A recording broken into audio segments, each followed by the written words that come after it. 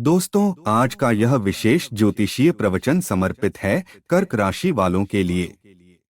वर्ष 2025 अपने अंतिम पड़ाव की ओर बढ़ रहा है और साल के अंतिम 3 महीने अक्टूबर, नवंबर और दिसंबर आपके जीवन में गहरे परिवर्तन और नए अध्याय लिखने वाले हैं।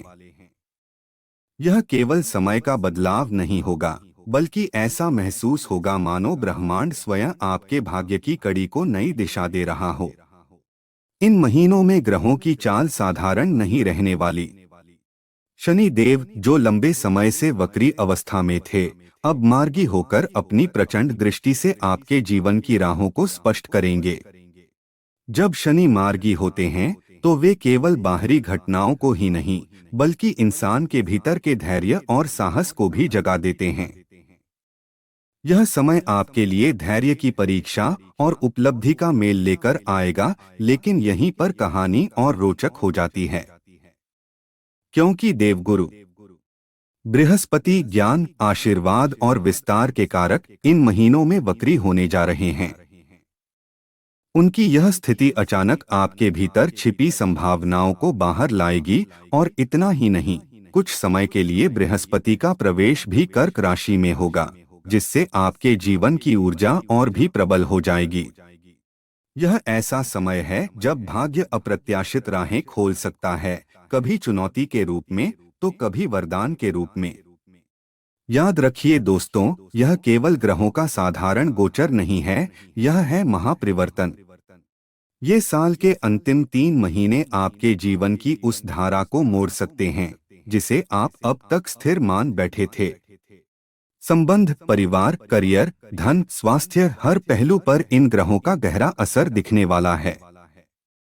आज मैं आपको ऊपर ऊपर से बातें नहीं बताऊंगा, मैं आपको इस कालखंड की गहराई में ले चलूंगा, हर परिवर्तन की जड़ तक पहुंचकर समझाऊंगा कि आपके लिए इसका अर्थ क्या है। क्योंकि जो लोग इस समय की धड़कन को समझ लेंगे, वही जीवन के अगले अध्याय में सशक्त और विजयी होकर प्रवेश करेंगे। तो चलिए बिना किसी विलंब के आरंभ करते हैं उन रहस्यमय यात्रा और जानते हैं कि साल के अंतिम 3 महीने 2025 के कर्क राशि वालों के लिए कौन से शुभ संकेत और कौन सी अनकही सीख लेकर आएंगे।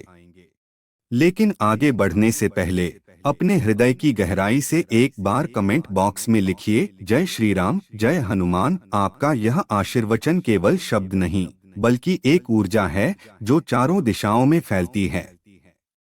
यदि यह संदेश आपके मन को छू जाए, तो अपने आशीर्वाद स्वरूप एक लाइक जरूर दें, ताकि यह दिव्य प्रकाश और भी आत्माओं तक पहुंच सके। और यदि आप पहली बार हमारे इस आध्यात्मिक सफर से जुड़े हैं, तो इसे यहीं न रोकें, साथ बने रहने के लिए सब्सक्राइब अवश्य करें। पहला प्रभाव, सूर्य का प्रवेश और नई शुरुआत। अभी सूर्य आपके तीसरे भाव में विराजमान है। तीसरा भाव साहस, पराक्रम और संकल्प का प्रतीक होता है। इसका अर्थ यह है कि इस समय आपकी अंतरात्मा के भीतर एक नई ऊर्जा जागृत हो रही है। आप महसूस कर रहे होंगे कि कोई अनदेखा हाथ आपको आगे बढ़ने, नई दिशा चुनने और नए काम शुरू करने के लिए प्रेरित कर रहा है। यह समय है योजनाओं को केवल सोचने का नहीं, बल्कि उन्हें धरातल पर उतारने का। यदि आप किसी सरकारी काम, फॉर्म या नौकरी से जुड़े प्रयास कर रहे हैं, तो 17 अक्टूबर से पहले कदम बढ़ाइए। यात्रा, नए कॉन्ट्रैक्ट या ऑनलाइन कार्य की शुरुआत, ये सब आपके लिए शुभ होंगे। मानो समय आपको कह रहा हो, जो ठहर गया वह पिछड़ गया, जो चल पड़ा वह मंजिल पाएगा। लेकिन जैसे ही 17 अक्टूबर को सूर्य चौथे भाव में प्रवेश करेंगे, परिस्थितियां करवट लेंगी। यहाँ सूर्य नीचस्थ हो जाते हैं। इस दौरान आपके भीतर अहं का भाव उभर सकता है। घर के वातावरण में तनाव, विशेषकर माता के साथ विवाद की संभावना रहेगी। इस समय आपको अपनी वाणी पर नियंत्रण रखना होगा, क्योंकि आपके शब्द या तो रिश्तों को जोड़ सकते हैं या तोड़ भी सकते हैं। याद रखिए, जो अग्नि आपको रोशनी देती है, वही, अगर नियंत्रण से बाहर हो जाए, तो सब कुछ जला भी सकती है। यही चेतावनी है इस समय की। दूसरा प्रभाव, अहंकार पर विजय और संबंधों की कसौटी। जब सूर्य चौथे भाव से आपके दशम भाव को दृष्टि देंगे तो यह आपके पेशे, करियर और सामाजिक पहचान पर असर डालेगा। आप पाएंगे कि आपके भीतर एक तीव्र इच्छा जाग रही है अपनी बात को मनवाने की, दूसरों पर प्रभाव जमाने की। लेकिन यही सबसे बड़ी परीक्षा होगी। यह समय आपको यह सिखाएगा कि शक्ति का असली अर्थ दूसरों को दबाने में नहीं, बल्कि उन्हें साथ लेकर चलने में है। कार्यक्षेत्र में आपके सहकर्मी, अधिकारी या अधीनस्थ आपको परखेंगे। यदि आपने धैर्य और संतुलन से काम लिया तो वही लोग आपके सबसे बड़े समर्थक बन जाएंगे। लेकिन यदि आप अपने क्रोध या हठ के वश में आ गए तो रिश्तों में दरार पड़ सकती है। याद रखिए, चौथे भाव का यह सूर्य आपको केवल बाहरी नहीं बल्कि भीतरी कसौटी पर भी परखेगा। यह वह समय है जब आपको अपने अहंकार से युद्ध लड़ना होगा। यदि आप इस परीक्षा में सफल रहे तो यह संघर्ष आपके लिए वरदान साबित होगा। मानो ब्रह्मांड आपको कह रहा हो, स्वयं को जीत लो, फिर दुनिया अपने आप झुक जाएगी। तीसरा प्रभाव, सूर्य का छठे भाव में गोचर, शत्रुओं पर विजय का समय। साल के अंतिम 3 महीनों में 16 दिसंबर का दिन आपके लिए विशेष ऊर्जा लेकर आएगा। उस दिन सूर्य आपकी कुंडली के छठे भाव में प्रवेश करेंगे। छठा भाव ऋण, रोग और शत्रुओं से जुड़ा माना जाता है, लेकिन सूर्य जब यहाँ आते हैं तो यह स्थान अचानक शक्ति का केंद्र बन जाता है। कर्क राशि वालों के लिए यह वह समय होगा जब दबे हुए शत्रु स्वयं ही हार मानेंगे, पुरानी बाधाएं रास्ते से हटेंगी और जिन ऋणों ने आपको बोझिल कर रखा था उनसे मुक्ति की राह दिखेगी। यह गोचर मानो आपको वह शक्ति देगा कि आप अपने जीवन के संघर्षों को सीधे आंखों में देखकर चुनौती दे सकें। यह कालखंड आपकी जीत का कालखंड होगा। चौथा प्रभाव, बृहस्पति का प्रथम भाव में प्रवेश, जीवन का सुनहरा वरदान। रहस्य यहीं खत्म नहीं होता। 19 अक्टूबर से लेकर 3 दिसंबर तक आकाश की सबसे शुभ शक्ति बृहस्पति आपके प्रथम भाव में आएंगे। यह कोई साधारण समय नहीं है। कर्क राशि, पूरे 12 वर्षों के बाद गुरु आपके लग्न में प्रवेश करेंगे और उच्च के होकर आपका जीवन प्रकाशित करेंगे। प्रथम भाव आत्मा का घर होता है और जब गुरु यहाँ आते हैं तो आपके भीतर अद्भुत परिपक्वता, ज्ञान और संतुलन का संचार होता है।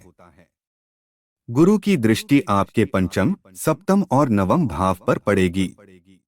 इसका अर्थ है कि संतान सुख, विवाह और आध्यात्मिक उन्नति तीनों ही दिशाओं में सौभाग्य आपके जीवन में उतर सकता है।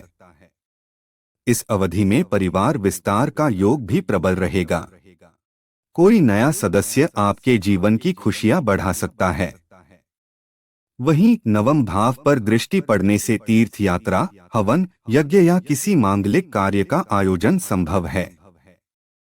यह वह समय होगा जब आपके घर परिवार में सकारात्मक ऊर्जा का प्रवाह बढ़ेगा, मानो आशीर्वाद की धार सीधे आपके जीवन में उतर रही हो। पांचवा प्रभाव, ऊर्जाओं का संगम, आत्मबल और भाग्य का जागर। जब इन ऊर्जाओं का संगम होगा, सूर्य का छठे भाव में प्रवेश और बृहस्पति का प्रथम भाव में उच्च स्थान, तब आपके जीवन में एक नई जागृति होगी। यह जागृति केवल बाहरी नहीं होगी बल्कि भीतर से आपको बदल देगी। शत्रुओं पर विजय, संतान सुख, दाम्पत्य में स्थिरता और आत्मबल की प्रबलता, यह सब मिलकर आपके व्यक्तित्व को नई ऊंचाई देंगे।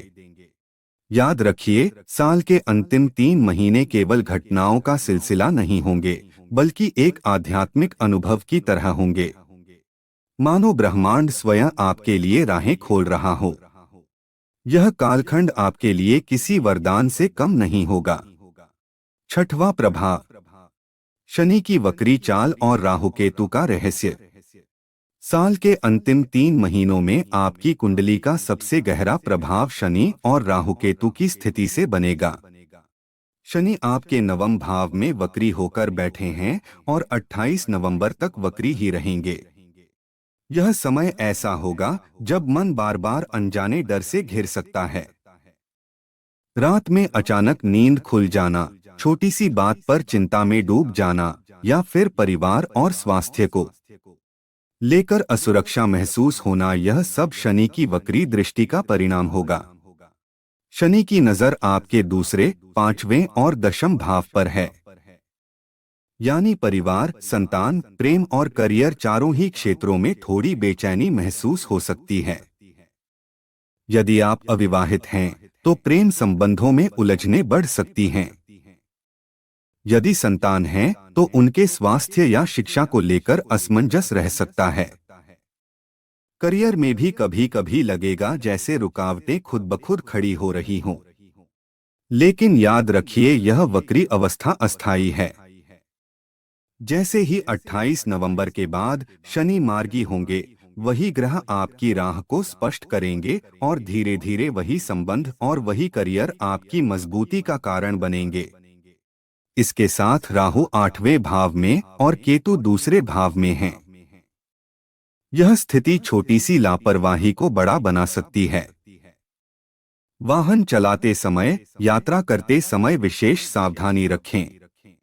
खाने पीने की आदतों पर भी नियंत्रण जरूरी है, वरना दांत या पेट से जुड़े छोटे छोटे कष्ट परेशान कर सकते हैं।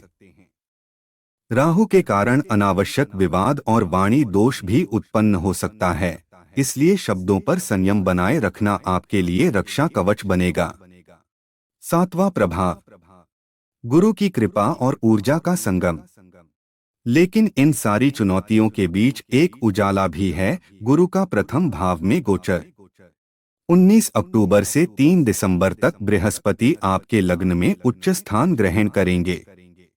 जब गुरु केंद्र और त्रिकोण दोनों को सक्रिय करते हैं तो घर परिवार में एक अद्भुत सकारात्मक ऊर्जा का संचार होता है। यह समय आपकी आत्मा को नई दिशा देगा, आपके विचारों को गंभीरता और गहराई प्रदान करेगा। गुरु की दृष्टि पंचम, सप्तम और नवम भाव पर होगी। इसका अर्थ है संतान सुख, विवाह और आध्यात्मिक कार्यों में प्रगति। यह समय परिवार विस्तार और नए रिश्तों के लिए शुभ रहेगा। यदि पहले प्रेम संबंधों में टूटन या दूरी आई थी तो गुरु की ऊर्जा उन्हें पुनः जोड़ सकती है। नवम भाव पर दृष्टि के कारण धर्म, तीर्थ यात्रा या घर में मांगलिक कार्यों की संभावना भी प्रबल होगी। जब यह शुभ गुरु और मार्गी होने जा रहे शनि एक साथ प्रभाव डालेंगे तो आपके भीतर आत्मबल जागृत होगा।